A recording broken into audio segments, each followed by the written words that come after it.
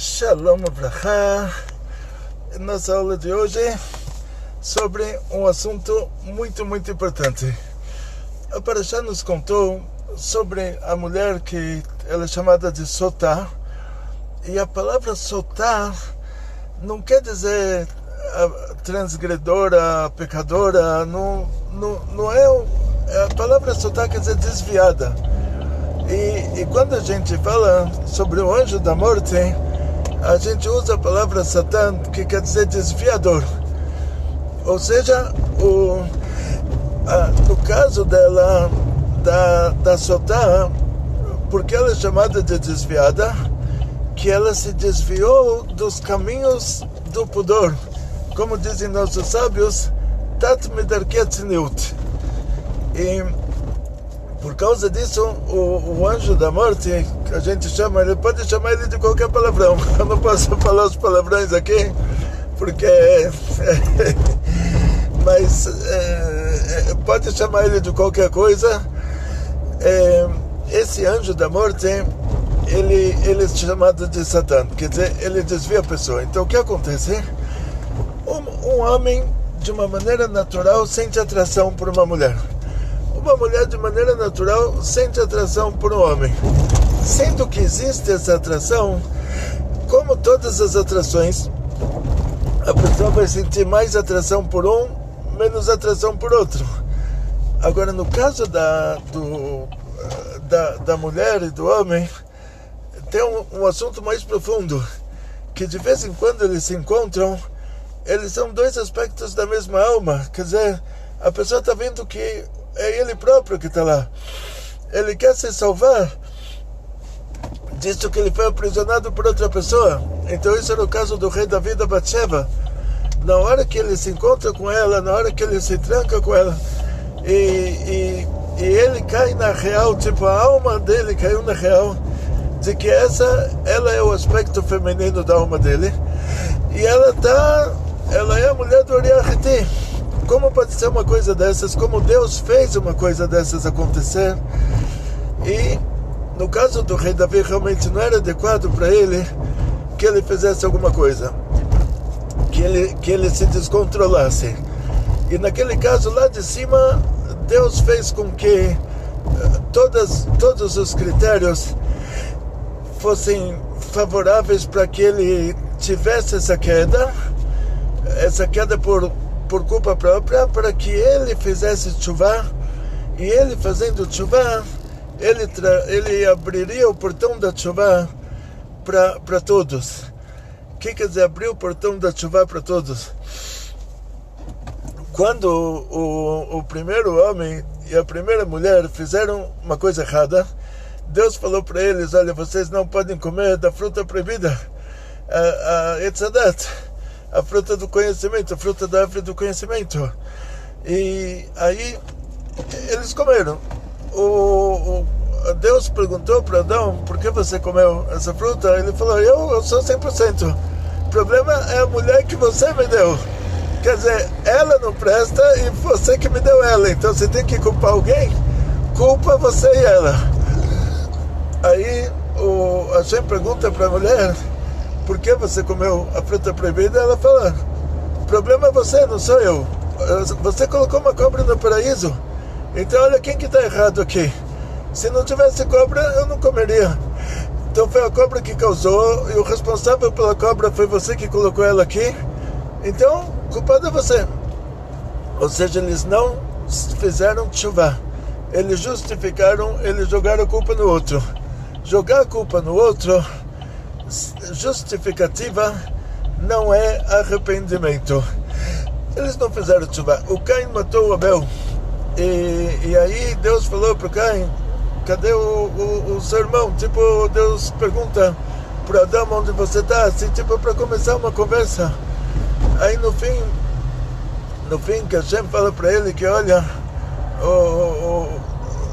tragédia que você assassinou seu irmão, o sangue do seu irmão está gritando. Tipo, tem uma linguagem poética, não é aqui o lugar para entrar no motivo dessas linguagens, mas Deus fala para ele de uma maneira bem poética que ele é um assassino. e que ele vai receber um castigo por isso. E aí Hashem dá para ele 7 gerações, e afinal das contas, na 7ª geração, quando o Tuval Cain, que era a 7ª geração dele, fala para o pai, para o Lemech: olha, eu estou vendo um gorila. O Lemech dá a flechada, que ele não enxerga bem, ele só enxerga a forma, e ele mata o próprio tataravô dele, que era o Cain. Então o Cain, na hora que ele fica sabendo que tem um castigo pelo assassinato, aí ele fala: agora qualquer um que me vê vai me matar. Quer dizer, então ele se arrependeu. Mas o que quer dizer que ele se arrependeu? Não se arrependeu de se arrepender. Ele é como Adam Arishon. Ele fala: se eu soubesse que assassinar o meu irmão iria me causar o que causou, eu não teria assassinado.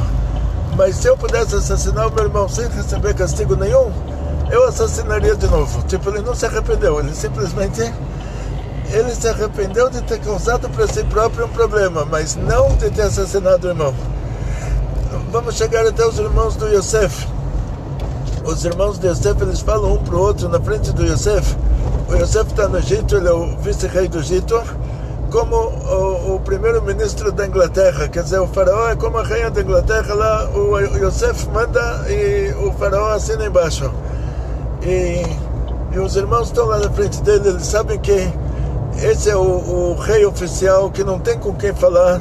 O que está acima dele assina o que ele fala, quer dizer, não tem como recorrer. Então um irmão fala para o outro: tudo isso aconteceu porque nós vendemos o nosso irmão.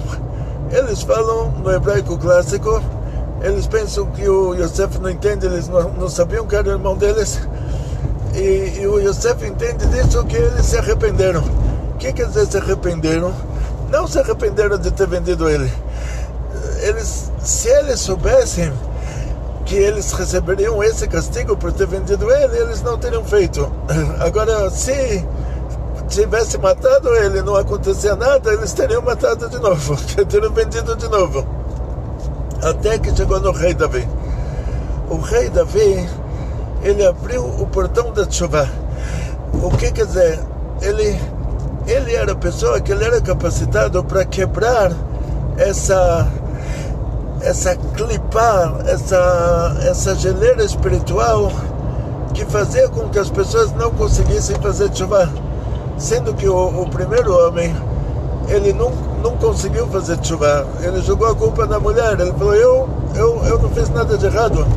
O Caim, ele se arrependeu só de ter causado para si um castigo, não de ter matado o irmão.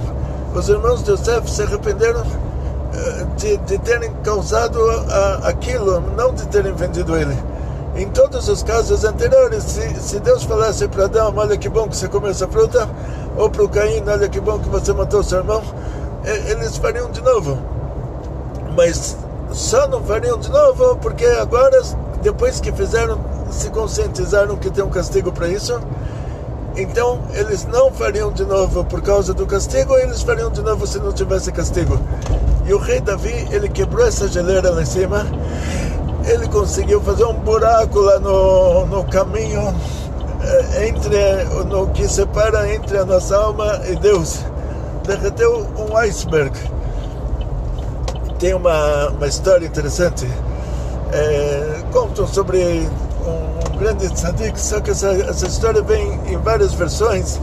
Então vou contar ela no genérico, que não chegou na nossa geração exatamente quem que era, se era o Marshos, era um dos grandes tzadikim. Ele estava estudando uma Gemara e ele encalha uma pergunta muito difícil. Ele faz uma pergunta sobre o que ele está estudando, uma coisa aparentemente é uma contradição, e ele faz uma pergunta e ele fica lá 2 semanas se esforçando para decifrar essa passagem da Gemara, para responder aquela pergunta, para ver como dar certo que não tenha aquela pergunta, vamos dizer. Depois de 2 semanas ele consegue decifrar aquilo. Ele fica tão feliz, mas ele já está tão cansado, e ele resolve e voltar para casa ainda em horário comercial, e tem lá no meio do caminho tem uma sapataria. O sapateiro é uma pessoa muito simples, mas ele sabia estudar um pouquinho de Gumará, e nas horas vagas ele ficava estudando em voz alta. E o Marshal está passando do lado da sapataria, ele ouve o sapateiro estudando, mas está estudando aquela página que o Marshal estudou, e chegou naquela passagem, fez aquela pergunta, aí o Marshal parou na porta, falou, agora deixa eu ver o que ele vai responder. E simplesmente ele falou, dá para entender da seguinte maneira.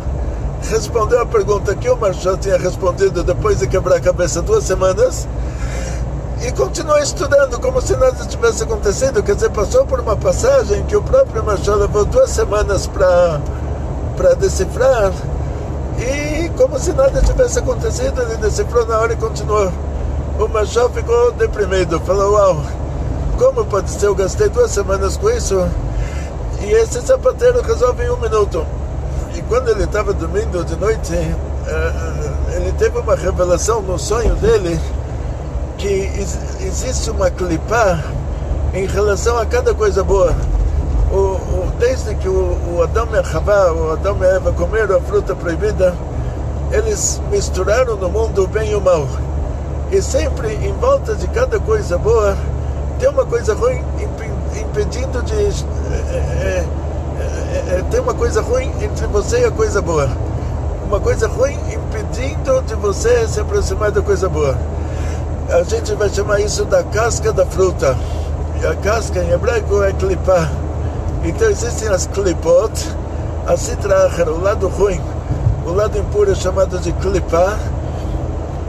E quando você estuda também, você estuda uma coisa de Torá, para você conseguir decifrar aquilo, tem uma clipá te impedindo de decifrar, tem uma clipá te tentando fazer com que você não consiga acessar aquele nível de estudo da Torá.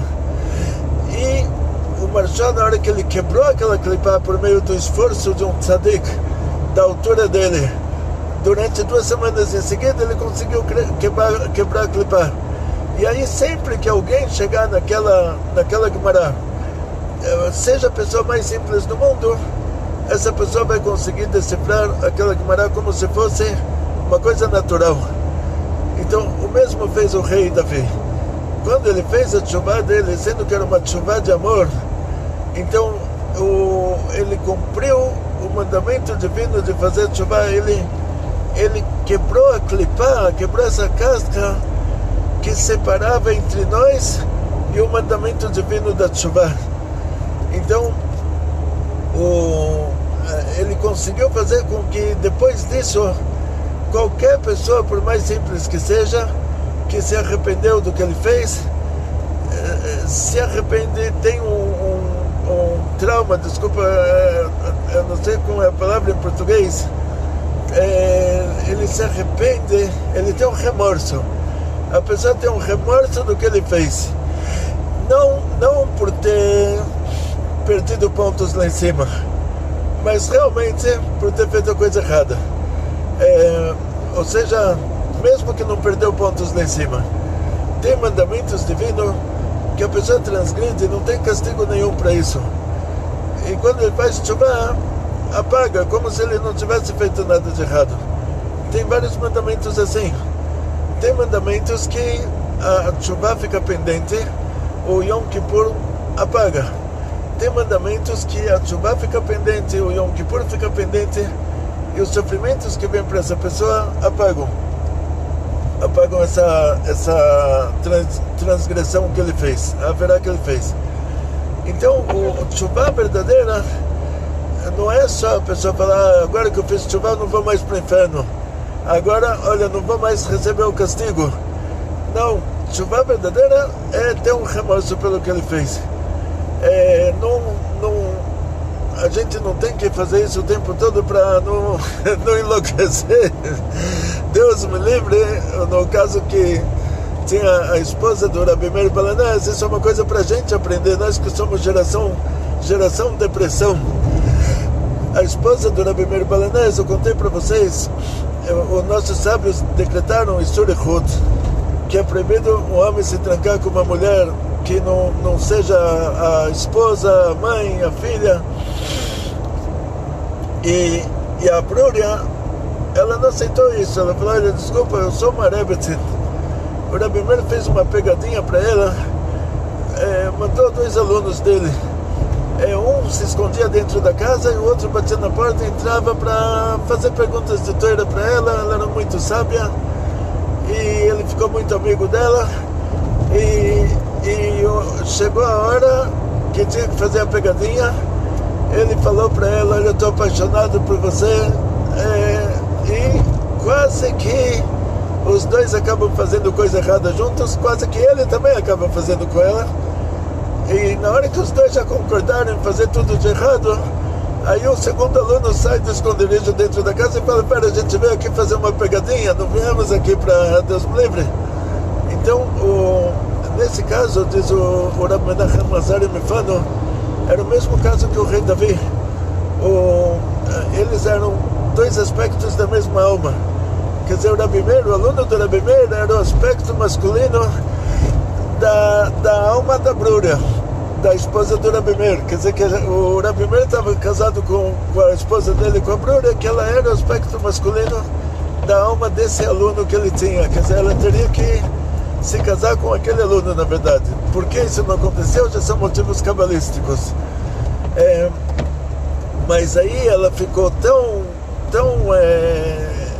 decepcionada com si própria, o remorso dela foi tão grande, que ele já ultrapassou o que é permitido pela Torá. Pela Torá tem um mandamento divino de fazer tshuva, de se arrepender do que você fez de errado e de ter remorso pelo que você fez de errado. Mas tem um mandamento divino maior ainda, que é proibido se suicidar. Suicídio pela Torá é assassinato. Então, se a pessoa faz uma tshuva muito grande e ele enlouquece, como no caso dela, que ela se arrependeu tanto pelo que ela fez, que ela enlouqueceu e se matou. Então ela se matou já de ter enlouquecido mesmo. Então, por causa disso, a gente tem que maneirar também com a tshuva. Quer dizer, tem que fazer tshuva, tem que se arrepender, tem que ter um remorso do que a gente fez de errado. Mas junto com isso tem que saber que é proibido se matar. Então a gente não pode ter tanto remorso que nos cause ter que ir para um psiquiatra e comprar um antidepressivo. Isso já você não está fazendo a mitzvah de tshuva, você está fazendo a proibição de se matar, de já atentar contra a sua saúde. Saúde mental é saúde. A pessoa, da mesma maneira que a pessoa não pode se dar uma facada, ele não pode ter um remorso que cause para ele cair numa depressão. Então, por causa disso, o rei Davi, ele abriu o portão da tshuva. A gente aprendeu o que é tshuva, a gente consegue fazer tshuva por causa dele. Antes dele a gente não conseguiria, agora no mérito dele a gente consegue chegar até lá. E como eu disse para vocês, tshuva é ter remorso pelo que a pessoa fez de errado, mas esse remorso ele tem um limite dele, aonde entra já, onde a pessoa já fica triste pelo que ele fez, a ponto de influenciar no dia a dia dele, a ponto dele já se comportar de maneira diferente. Então isso já é um atentado contra a própria saúde. Aí ele já saiu do mandamento da tshuva, ele entra numa averá, numa transgressão, um pecado de atentar contra a própria saúde. Então isso deixa bem claro sempre, tem que fazer tshuva, a tshuva tem o limite dela, a gente não pode atentar contra a nossa saúde mental, e onde a tshuva já está no fio de cabelo entre a nossa saúde mental e a tshuva, aí a saúde mental tem a prioridade.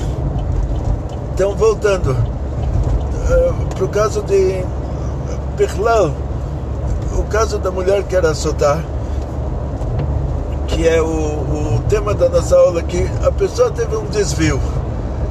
Depois que ela fez tshuva, ela fala, como pode ser que eu fiz uma coisa dessas? Quer dizer, primeiro ela dorme com o outro lá, na hora que ela foi dormir com o outro, ela estava super feliz. Aí depois caiu a ficha, ela fala, como pode ser que eu fiz uma coisa dessas? Então pergunta aos nossos sábios, realmente, como pode ser que ela fez uma coisa dessas? Aí eles dizem assim, que a pessoa só faz uma verá, só faz uma transgressão à Torá, quando entra nela o Ruach Shtus. Ruach Shtus quer dizer um espírito de Shtut. Shtut é essa mesma linguagem de desvio. A gente vai chamar isso de Shtut. A palavra Shtut é assim, é bobeira, vamos dizer, uma bobeira, não sei como fala bem em português, mas assim,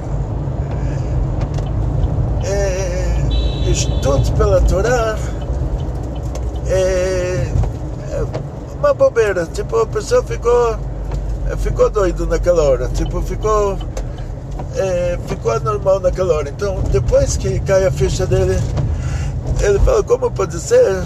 Não pode ser que fui eu que fiz isso. Aí é o trauma, não o trauma, como que eu falei, essa palavra não é o trauma, é o remorso. Na hora que a pessoa fala, não pode ser que eu fiz isso, então ele está com remorso do que ele fez. Então, nossos sábios dizem que realmente isso tem tudo a ver. Ele vai se perguntar, ele vai falar, como pode ser que eu fiz isso? Não era eu que fiz isso, não era eu que estava lá. E ele tem razão, não era ele que estava lá, era o Ruach Shtus. Na hora que ele vai fazer a coisa ruim, ele se torna possesso, vamos dizer, não sei todas as palavras, se apodera dele um espírito de impureza, um espírito de bobeira, um espírito do lado impuro, que faz com que ele se sinta bem fazendo a coisa errada. Quando essa pessoa se arrepende do que ele fez, tem remorso do que ele fez, esse espírito impuro deixa ele, esse espírito de bobeira deixa ele. Então, por causa disso, ele pergunta, ele fala, não era eu que fiz isso, como pode ser que eu fiz uma coisa dessas? Realmente, na hora, por causa que ele optou por fazer a coisa ruim, depois que ele optou por fazer a coisa ruim, esse espírito impuro entra nele e aí ele tem o prazer em fazer a coisa ruim. Ele não tem, na hora ele não tem a consciência, não tem o remorso. Depois que ele optou por fazer tshuva, esse espírito impuro deixa ele e aí ele se pergunta, como pode ser que eu fiz essa coisa ruim? Essa é a equação da Sotá. Quer dizer, ela só fez a coisa ruim porque entrou nela no Ruach Shtus. Esse espírito impuro, espírito de bobeira, mas esse espírito de bobeira ele só entra se a pessoa opta por fazer a coisa ruim. Vamos dizer, no caso ela era uma mulher, ela se apaixonou por um homem, mas ela era uma mulher que era casada com um, se apaixonou pelo outro. O que a gente diria sobre, num caso assim, que um homem se apaixona por outro homem, ou por uma vaca, ou pela mãe, ou pela filha, ou pela irmã, ou pela mulher do outro? Aí você vai dizer assim, olha, a natureza humana, a natureza, quer dizer, a maioria das pessoas, elas vão ter amor por uma mulher, o homem vai ter amor por uma mulher, mas ele vai ter nojo se essa mulher for a mãe, a filha, a irmã. Ele não vai ter um instinto para fazer um filho com a própria mãe. A gente vai ver nas tribos aí nas Ilhas Perdidas.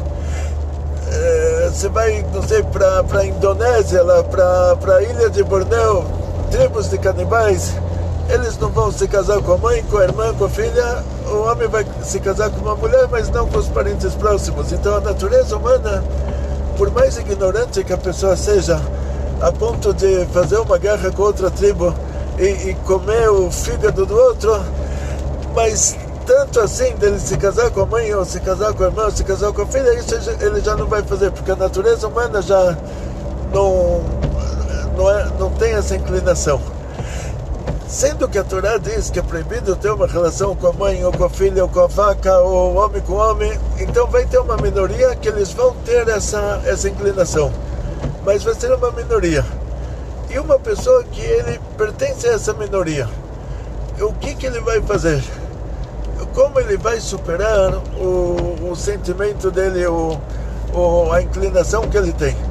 Então ele tem que imaginar o seguinte: até um homem normal que se apaixona por uma mulher normal, e ele é um homem, ele se apaixona por uma mulher, só que a mulher é casada com outro, e é proibido então para ele ter uma relação com ela. Nossos sábios entenderam que esse sentimento de paixão por ela, ele vai continuar tendo, porque ele é um homem, ela é uma mulher, ela sente atração por ele sente atração por ela, o DNA deles lá está batendo, eles estão apaixonados, só que ela casou com outro, então nada justifica quebrar um casamento, por causa que ela se apaixonou por outro e o outro se apaixonou por ela. Então, o que a gente faz? Aí nossos sábios fizeram uma takaná que se chama Isur Ichut, proibição de se trancar com uma mulher que não é sua mãe, não é sua irmã, não é sua filha, se trancar com uma mulher que não faz parte do grupo de mulheres pelas quais você, por natureza humana, você tem repulsa de ter uma relação íntima com elas. E te proibiram de se trancar com uma mulher que não é sua esposa, que está dentro do grupo que você tem atração por elas, para que a gente não caia nesse problema de transgredir os 10 mandamentos, de fazer um adultério. Então isso é chamado de surihut. Aí por que eles não decretaram que, olha, se a Torá diz que é proibido ter uma relação de homem com homem, por que eles não decretaram também que é proibido se trancar com homem? Porque nossos sábios foram pela maioria. A maioria das pessoas tem repulsa por alguém que é do mesmo sexo. Então, por causa disso, eles não acharam que deveriam fazer esse decreto também. O decreto foi feito de acordo com a maioria, não de acordo com a minoria. E uma pessoa, mas o que a gente aprende para a minoria é que vai ter um homem que ele vai ter atração por outro homem da mesma maneira que a maioria dos homens tem atração por uma mulher. Vai ter um homem que vai ter atração em ter uma relação íntima com a mãe dele da mesma maneira que a maioria dos homens tem atração em ter uma relação íntima com uma mulher. Quer dizer, vão existir essas minorias. Vai ter um que vai sentir atração pela vaca, na hora que ele vê uma vaca, ele fica bobo. Ele pode estar no meio de um monte de mulheres, mas aí ele viu a vaca passando, ele ficou bobo, ele viu a vaca lá, Então vai ter uma minoria que vai ter um sentimento diferente, e o denominador comum entre todos é assim, que pela Torá o sentimento vai continuar, quer dizer, a vida inteira ele vai sentir essa atração, mas ele não tem que alimentar essa atração. Ou seja, imagina o Yaakov e Esav, eles nasceram, o Esav, antes deles nascerem, a Rivka estava grávida do Esav e do Yaakov, que eles eram gêmeos. Ela passava na frente do templo da idolatria, o neném queria sair. Ou seja, o Esav, ele já tinha na alma dele essa inclinação por coisas ruins antes de nascer. E depois que ele nasceu, ele fez tudo de ruim. Aí você pergunta, pera, que ele é culpado de ter feito tudo de ruim? Então a gente vai chegar no seguinte raciocínio. A resolução para isso é o seguinte: tem dois tipos de alma que descem para esse mundo. Tem dois trabalhos divinos diferentes. Um trabalho nós vamos chamar de docinhos, outro trabalho nós vamos chamar de salgadinhos. O que quer dizer? O que é esse trabalho de docinhos? Yaakov e Esav nasceram. Yaakov, ele não sente a mínima vontade de fazer coisa ruim. Então, ele está com todo o tempo livre. Ele foi estudar a Torá na Yeshiva do Shem, que lá se estudavam as leis dos Bnei Noach, na Yeshiva do Ever, que lá se estudava Kabbalah. Ele estudou nesses dois lugares durante 14 anos. Aí o Esav, ele sentia vontade de assassinar, ele assassinava. Ele sentia vontade de dormir com homem, ele dormia com homem. Ele sentia vontade de dormir com a vaca, ele dormia com a vaca.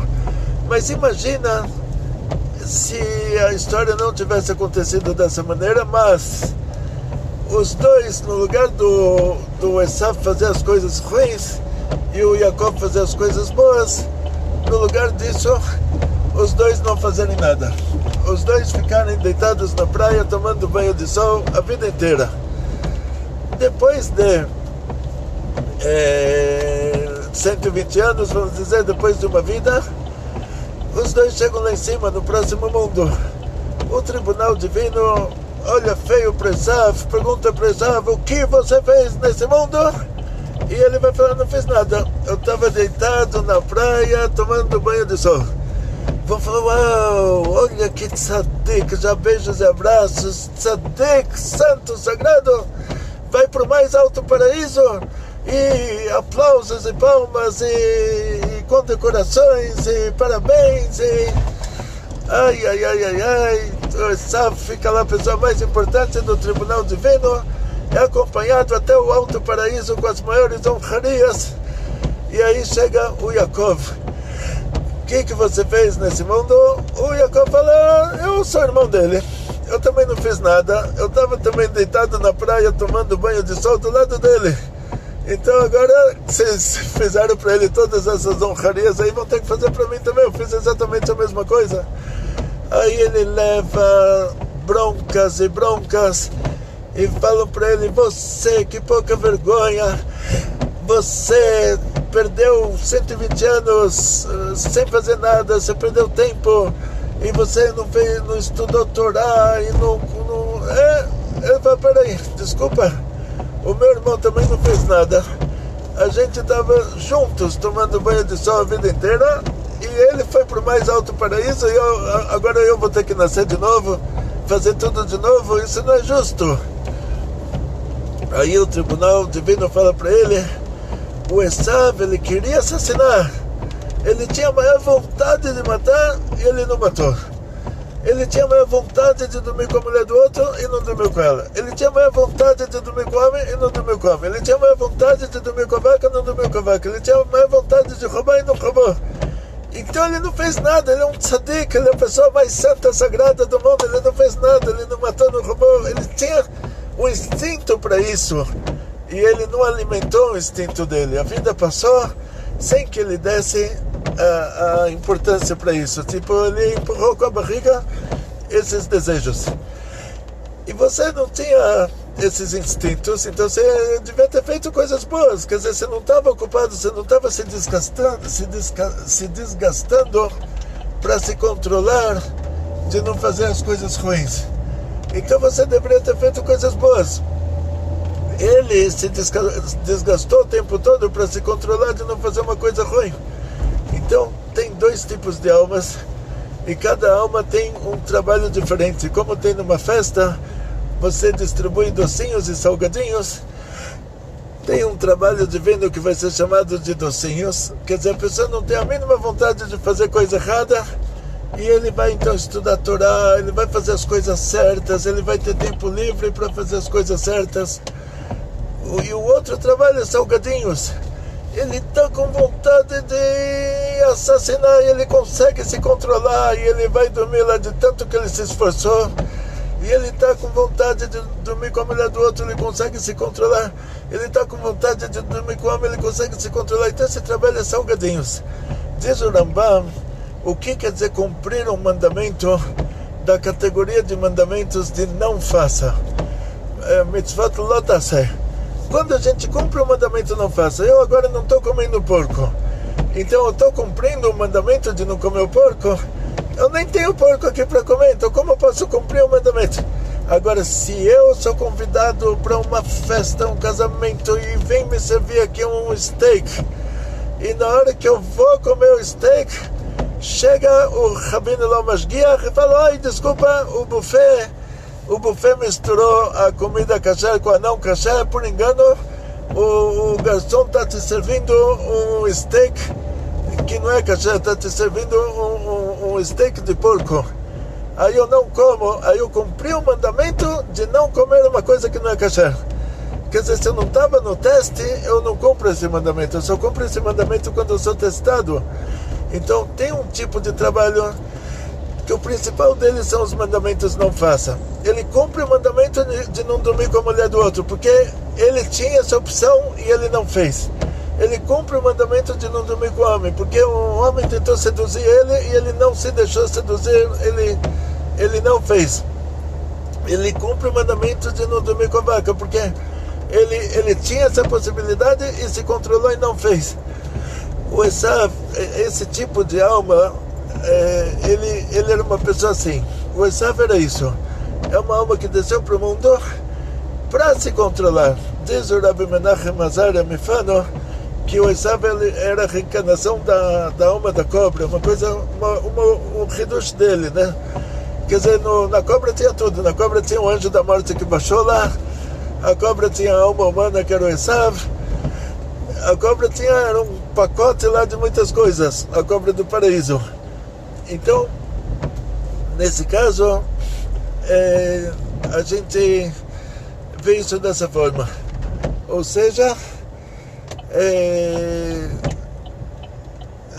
segundo agora vocês vão conhecer o cemitério israelita do Butantã. Que Deus proteja todos vocês, que ninguém precise. Oi, boa tarde. O enterro do senhor Shaltiel. Setor R. Isso, nesse mesmo setor aqui na 369, já está aqui abaixo. 369, muito obrigado. Não vai ter a Levaiá, né? Muito obrigado. Muito obrigado. Vamos ver aqui como mostrar para vocês cemitério. Muito obrigado. O cemitério israelita do Butantã. Mostrar para vocês aqui. Vocês vão agora conhecer o cemitério israelita do Butantã, que ninguém nunca precisa. E se Deus me livre, alguém precisar, compra o túmulo no Imbu, que é muito mais barato. Não compra no Butantã não, que está muito caro aqui. Então, vamos lá. Vamos terminar a nossa aula de hoje assim. Que a vida do ser humano é uma vida, diz o rei Davi, Yemesh Notenu Shivim Shana. Os dias da nossa vida são 70 anos. E se formos muito fortes, são 80 anos. O senhor Shaltiel, graças a Deus, viveu 90 anos. Ele era mais forte do que todos nós. Agora, por causa da epidemia, só vão ter 10 pessoas na hora do enterro. E a nossa vida, infelizmente, a vida passa muito rápido. E se a pessoa se controla, quer dizer, se ele não alimenta a inclinação pelo lado ruim, quer dizer, se ele não fica pensando em fazer a coisa ruim, se ele não fica, tipo assim, ele está apaixonado, vamos pegar o exemplo do homem que nasceu com uma inclinação para ter relações com animais. Ele está apaixonado pela vaca. Ele não tem que pensar nisso, pensa em outra coisa, não pensa na vaca. Tipo, vamos pegar isso como regra. Não pensa na vaca, pensa em outra coisa. Não pensa na mulher do outro, pensa em outra coisa. Não pensa na coisa ruim, pensa em coisas boas. Depois a vida passa, você chega lá em cima, vão te perguntar o que você fez nesse mundo, você fala, não fiz nada, vão falar, você é um tzadik. Tzadik Tamar Ifrach, que eres Balebanon. Então, a vida é isso, quer dizer, não faça coisas ruins, não pense nas coisas ruins. Não pense nas coisas ruins.